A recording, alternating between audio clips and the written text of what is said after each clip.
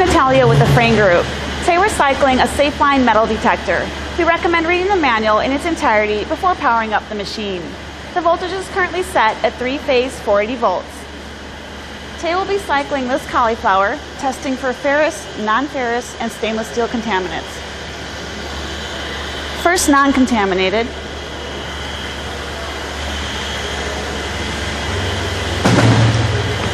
Ferrous. Non-ferrous. Stainless steel. And non-contaminated.